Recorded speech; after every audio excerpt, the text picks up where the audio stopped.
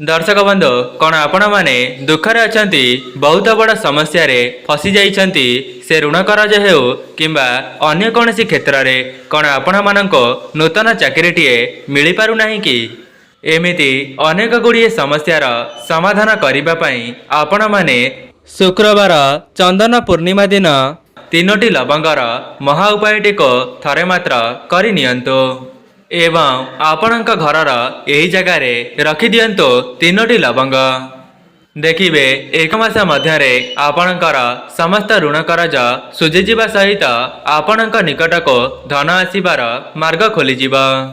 1 मे शुक्रवार चंदन पूर्णिमा दिन आपण माने लवंगर महा उपायटी को थरे मात्र परीक्षा करी देखंतु जीवनर समस्त समस्यार तुरंत ही मुक्ति मिलजिब। ता सहित माँ लक्ष्मी एवं नारायण का आशीर्वाद आपणक उपरे सदासर्वदा रहिब। आपणक घरे हेब धनर वर्षा एवं आपण बनिजिबे कोटिपति। जदि आपणक घरे पूर्वर मन मतांतर कली झगड़ा लगी रही तेबे 1 मे शुक्रवार चंदन पूर्णिमा दिन लवंगर चमत्कारी उपायटी को करि नियंतु। एहाको करिबा द्वारा आपणक घर मन मतांतर एवं कली झगड़ा खूब शीघ्र बंद होई जिबा। दर्शक बंधु जेमिति कि आपण माने जानिसंती आमर सनातन धर्म रे पूर्णिमार बहुत अधिक महत्व रही थाए जेहेतु चलित वर्षर चंदन पूर्णिमाटी शुक्रवार दिन पड़िबा पई जाउची तेबे एही दिन अनेक प्रकारर शुभ जोगर संगठन हेबाकु जाउची। सेथिपाई आपण माने 1 मे शुक्रवार चंदन पूर्णिमा दिन एही चमत्कारी उपायटी को निश्चय करिवे। दर्शक बंधु जदि आपणक द्वारा संभव हेउची तेबे आपण माने ए उपायटी को प्रत्येक दिन मध्य करि परिबे किंतु व्यस्तबहुल जीवन मध्य रे जदि आपण माने प्रत्येक दिन करिबा संभव हेउ नाही तेबे चंदन पूर्णिमा दिन आपण माने ए उपायटी को निश्चित करिबे कहीं ना एही दिन अनेक प्रकारर शुभ जोगर संगठन हेबाकु जाउची। दर्शक बंधु आपण माने जानिछंती पूर्णिमा दिन जो भी उपाय को थरे मात्र करिनेबे सेथिरे आपणको 100% शुभ फल देखिबा पई मिलिबा। सेथिपई आपण माने चंदन पूर्णिमा दिन किछिटा विशेष उपाय को करिनेबा द्वारा माँ लक्ष्मी आपणक घरे स्थिर भावरे वास करिवे। दर्शक बंधु जदि आपणक द्वारा संभव हेउची तेबे आपण माने पवित्र चंदन पूर्णिमा दिन कौनसी गरीब गुरुबा किंबा दुखी दरिद्र लोक मानक किछि साहाय्य करंतो नचेत आपणक सक्षम अनुसार किछि खाइबा पई दियंतो। तेबे आपण माने चंदन पूर्णिमा दिन एहाकु करिबा द्वारा आपणक उपरे ईश्वरंकर आशीर्वाद बजाय रहिबो। दर्शक बंधु व्यस्तबहुल जीवन मध्य जदि आपण माने दान धर्म करिबा पई समय पाउनाहांती तेबे चंदन पूर्णिमा दिन तीनोटी लवंगर एही उपायटी को निश्चय करि नियंतु। देखिबे ए उपायटी करिनेबा परे माँ लक्ष्मी एवं नारायण आपणक उपरे प्रसन्न होई जिबे। ता सहित आपणक जीवन को धन आसीबार मार्ग खोलीदेबे। दर्शक बंधु जदि आपण मानक उपरे माँ लक्ष्मी एवं नारायण का आशीर्वाद रहीजिब तेबे आपण माने केबे हेले भी दुख दारिद्रतार सामना करिवे नाही। जदि भी पूर्वरु आपणक उपरे ऋण करजर भार रहिथिला तेबे से सब मध्य खूब शीघ्र सुझीजिब। जेउ मानकर भाग्य सेमानकर साथ देउ नथिला तेबे आपण माने चंदन पूर्णिमा दिन लवंगर ए उपायटी करिनेबा द्वारा आपणक भाग्य मध्य आपणकर साथ देव। सेमाने जेउ भी क्षेत्र रे कार्य करिवे सेथिरे सेमानक शुभ फल देखिबा पई मिलिबो। दर्शक बंधु आपण मानक मनरे प्रश्न आसुथिबो जे सामान्य देखा जाउथिबा लवंगटी किभली भावरे आम जीवनर धनजनित समस्या को दूर करि परिबो। तेबे मु आपण मानक कहि रखिबि जे सामान्य देखा जाउथिबा लवंगटी सेथिरे माँ लक्ष्मीकर शक्ति भरी होई रही थाए। जदि आपण माने चंदन पूर्णिमा दिन लवंगर ए उपायटी करि नियंती तेबे सेही लवंगटी अभिमंत्रित होई जाई थाए। जदि आपण माने लवंगर से उपायटी करदेउछंती जहाको मु आपण मानको वीडियो आगरे बताइबा पई जाउछि तेबे आपण माने तुरंत ही चमत्कार देखिबा पई पाइबे। केवल एक मास मध्यरे आपणकर समस्त ऋण करज सुझीजिबा सहित वर्ष सारा आपणक निकटक धन आगमनर मार्ग खोलीजिब। सेथिपाई आपण माने एही उपायटी को भल भावरे बुझी नेबा परे चंदन पूर्णिमा दिन आपणक घरे परीक्षा करी देखिबे। सेथिपाई एही वीडियोटी को स्किप न करी शेष पर्यंत निश्चय देखंतो। जदि आपण माने वीडियोटी को स्किप करिदेबे तेबे संपूर्ण उपाय विषय रे बुझी परिबे नाही, जहा द्वारा आपणको सेही लवंगर कौनसी भी शुभ फल मिली परिबो नाही। दर्शक बंधु जदि आपण माने ए पर्यंत वीडियोटी को लाइक करि नांती वीडियोटी को लाइक करी कमेंट बॉक्स रे जय मां लक्ष्मी जय जगन्नाथ अवश्य लिखि दियंतो एवं चैनल टी नुआ थिले चैनल टी को सब्सक्राइब करि दियंतो। दर्शक बंधु प्रथम उपायटी हेउची शुक्र ग्रह को मजबूत करिवार महा उपाय। कहीं ना शुक्र ग्रह हेउचंती धनर कारक ग्रह। जो मानकर शुक्र ग्रह मजबूत थांती से माने आगामी जीवन रे धनवान हेबा सहित से माने जो भी क्षेत्र रे कार्य करिवे सेथिरे सेमानंको शुभ फल निश्चित मिलिबा। आगे हाँ दर्शक बंधु जो माने भी शुक्र ग्रह को मजबूत करबा पई चाहुचंती तेबे आपण माने चंदन पूर्णिमा दिन केवल लवंगटीर ए उपायटी को करि नियंतो। दर्शक बंधु जो मानक उपरे शुक्र ग्रहंकर आशीर्वाद रही जाई थाए से माने निकट भविष्यत रे कोटिपति मध्य होई पारंती। तेबे जदि आपण माने भी आपणकर शुक्र ग्रह को मजबूत करी धनवान हेबाकु चाहुथांती तेबे चंदन पूर्णिमार ब्रह्म मुहूर्तर उठी निजर स्नान आदि कार्य समापन करिदेबे। एहा परे आपण माने गोटिए पीतल ढाଳରେ किछि गंगा जल को भरी देबे। एहा परे सेही जल रे 3टी लवंग को पकाई देबे एवं सेही ढाळटी को नै आपणक घरर उत्तर पूर्व जहाको आमे माने ऐशान्य कोण कहिथाओ सेही कोण रे रखी देबे एवं चंदन पूर्णिमार परदिन से ढाळरो जलटी को बाहर करिदेबे। एहा परे सेही लवंगटीर गोटिए पुटुली को प्रस्तुत करिबे एवं सेही पुटुलीटी को नै आपणक घरर धन रखुथिबा स्थान किंबा आलमारी रे रखिदेबे एवं आपण माने गोटिए कथार ध्यान रखिबे सेही पुटुलीटी को आपण माने लाल कपड़ा रे करि परिबे एवं गोटिए कथार ध्यान रखिबे लवंगटीर पुटुली बनाइबा समय रे लाल कपड़ार व्यवहार करिबे। एपरि करिबा द्वारा आपणक धन रे वृद्धि घटिबा ता सहित आपणक निकटक धन आसीबार मार्ग खोलीजिबा। जदि आपण माने चाहिबे आपणक पर्स रे मध्य सेही लवंगटी को रखि परिबे किंतु गोटिए कथार ध्यान रखिबे आपणकर पर्स टी जेमिति चमड़ा रे होई नथिबा। केवल चंदन पूर्णिमा दिन एही उपायटी को करिनेबा द्वारा आपणक जीवनर धनजनित समस्या दूर हेबा सहित आपणकर ऋण करज खूब शीघ्र सुझीजिब।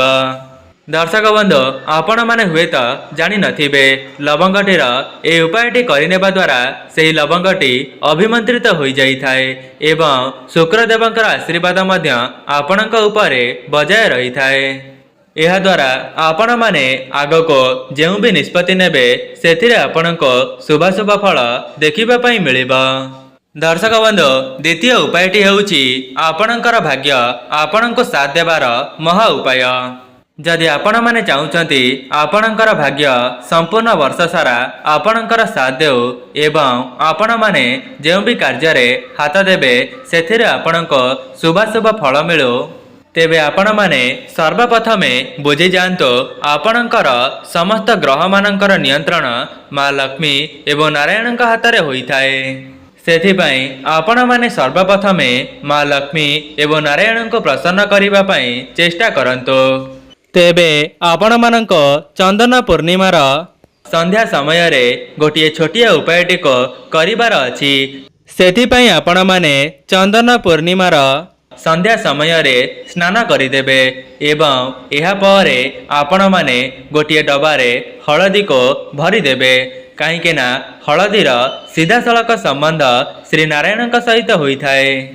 ଏହାପରେ ଆପଣମାନେ 2ଟି ଲବଙ୍ଗକୁ ନେଇ ଆସିବେ ଏବଂ ଲବଙ୍ଗ ଏବଂ ହଳଦୀଟିକୁ ନେଇ ଆପଣଙ୍କ ଠାକୁର ଘରକୁ ଚାଲିଯିବେ ଏବଂ ଆପଣଙ୍କ ହାତରେ ଲବଙ୍ଗ ଏବଂ ହଳଦୀକୁ ଧରି ଆପଣମାନେ ଶ୍ରୀ ବିଷ୍ଣୁଙ୍କର ବୀଜ ମନ୍ତ୍ରକୁ 3 ଥର ସ୍ମରଣ କରିବେ ଏବଂ ସେହି ବୀଜ ମନ୍ତ୍ରଟି ହେଉଛି ଓମ୍ ନମୋ ଭଗବତେ ବାସୁଦେବାୟ। ଏହି ମନ୍ତ୍ରଟିକୁ 3 ଥର ଜପ କରିପାରିବେ। ଆପଣମାନେ ଏପରି କରିସାରିବା ପରେ ସେହି ହଳଦୀ ଡବାରେ ସେହି ଲବଙ୍ଗଟିକୁ ଭରିଦେବେ। ଏହାପରେ ସେହି ଡବାଟିକୁ ନେଇ ଆପଣଙ୍କର ଶୋଇବା କକ୍ଷରେ ରଖିଦେବେ।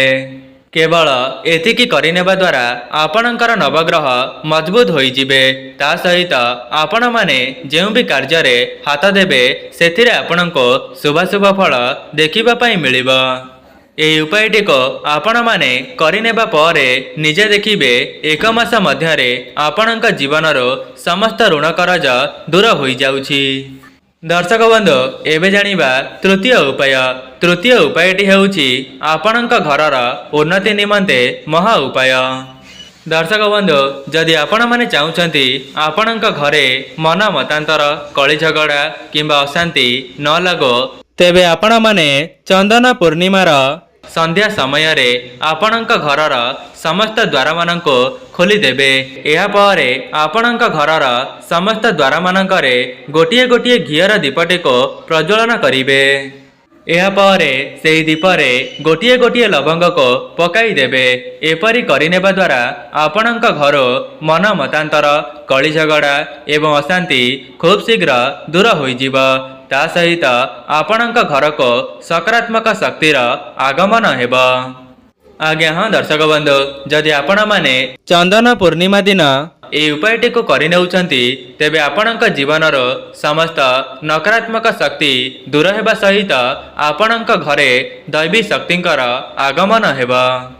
ଦର୍ଶକ ବନ୍ଧୁ, ଆପଣମାନେ ଜାଣିଛନ୍ତି ଆମର ସନାତନ ଧର୍ମରେ ପୂର୍ଣ୍ଣିମାର ବହୁତ ଅଧିକ ମହତ୍ତ୍ୱ ରହିଥାଏ। ଯେହେତୁ ଚଳିତ ବର୍ଷର ଚନ୍ଦନ ପୂର୍ଣ୍ଣିମାଟି ଶୁକ୍ରବାର ଦିନ ପଡ଼ିବା ପାଇଁ ଯାଉଛି, ତେବେ ଏହି ଦିନ ଯେଉଁ ବି ଉପାୟଟିକୁ ଥରେ ମାତ୍ର କରିଦେବେ ସେଥିରେ ଆପଣଙ୍କୁ ନିଶ୍ଚିତ ଶୁଭାଶୁଭ ଫଳ ଦେଖିବା ପାଇଁ ମିଳିବ। ସେଥିପାଇଁ ଯେଉଁମାନେ ବି ଏହି ଭିଡ଼ିଓଟିକୁ ଦେଖୁଛନ୍ତି, ଆପଣମାନେ ଚନ୍ଦନ ପୂର୍ଣ୍ଣିମା ଦିନ ନିଜ ଘରେ ଏହି ସବୁ ଉପାୟକୁ ଥରେ ମାତ୍ର ପରୀକ୍ଷା କରି ଦେଖିବେ। ଏବେ ଆସନ୍ତୁ ଜାଣିବା ଚତୁର୍ଥ ଉପାୟ ବିଷୟରେ। ଚତୁର୍ଥ ଉପାୟଟି ହେଉଛି ଧନ ପ୍ରାପ୍ତିର ମହା ଉପାୟ।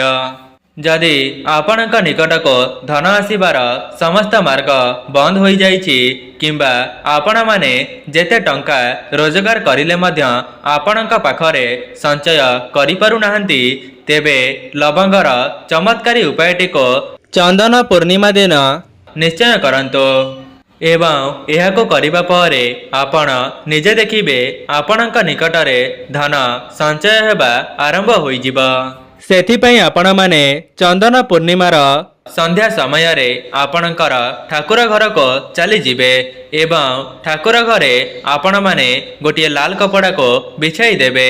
ଏହାପରେ ସେହି ଲାଲ କପଡ଼ାରେ 1 ମୁଠି ଧନିଆ, 2ଟି ଲବଙ୍ଗ ଏବଂ ଗୋଟିଏ କର୍ପୂରକୁ ରଖିଦେଇ ସେହି କପଡ଼ାର ଗୋଟିଏ ପୁଟୁଳିକୁ ପ୍ରସ୍ତୁତ କରିବେ। ଏହାପରେ ଆପଣମାନେ ମା ଲକ୍ଷ୍ମୀଙ୍କ ନିକଟରେ ଗୋଟିଏ ଘିଅର ଦୀପକୁ ପ୍ରଜ୍ୱଳନ କରିବେ ଏବଂ ଆପଣଙ୍କ ମନରେ ଯାହା ବି କିଛି ମନସ୍କାମନା ରହିଅଛି ସେସବୁକୁ ଜଣାଇଦେବେ।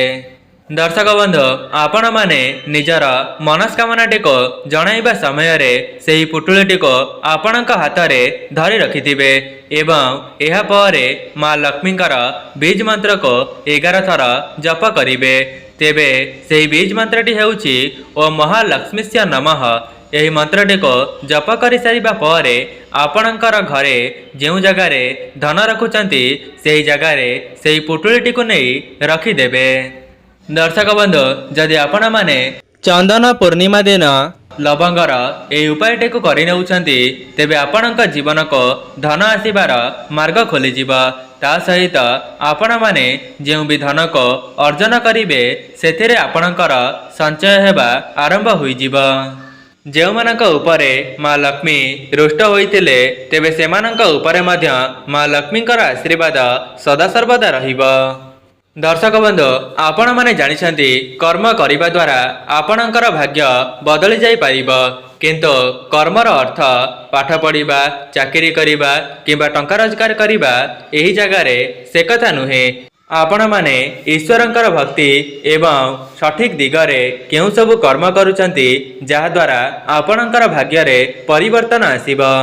ଅର୍ଥାତ୍ ଯଦି ଆପଣମାନେ ଏହିସବୁ ଉପାୟକୁ ସମ୍ପୂର୍ଣ୍ଣ ନିଷ୍ଠା ଏବଂ ଭକ୍ତିର ସହିତ ପାଳନ କରିବେ ନାହିଁ, ଅବିଶ୍ୱାସର ସହିତ ପାଳନ କରିବେ, ତେବେ ଆପଣମାନେ ଯେତେ ଚେଷ୍ଟା କରିଲେ ମଧ୍ୟ ଆପଣଙ୍କ ଭାଗ୍ୟରେ ଉନ୍ନତି କରିପାରିବେ ନାହିଁ।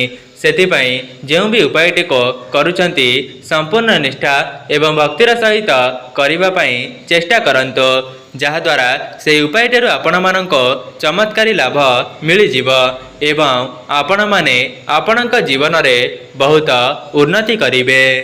ତେବେ ଦର୍ଶକ ବନ୍ଧୁ, ଏହା ତ ଥିଲା ଲବଙ୍ଗର କିଛିଟା ବିଶେଷ ଉପାୟ। ଯଦି ଆପଣମାନଙ୍କୁ ଏହି ଭିଡ଼ିଓଟି ଭଲ ଲାଗିଥାଏ, ଭିଡ଼ିଓଟିକୁ ଲାଇକ୍ କରି କମେଣ୍ଟ ବକ୍ସରେ ଜୟ ମା ଲକ୍ଷ୍ମୀ, ଜୟ ଜଗନ୍ନାଥ ଅବଶ୍ୟ ଲେଖିଦିଅନ୍ତୁ ଏବଂ ଚ୍ୟାନେଲଟିରେ ନୂଆ ଥିଲେ ଚ୍ୟାନେଲଟିକୁ ସବସ୍କ୍ରାଇବ୍ କରିଦିଅନ୍ତୁ। ଆଜି ପାଇଁ ରହୁଛି, ନମସ୍କାର।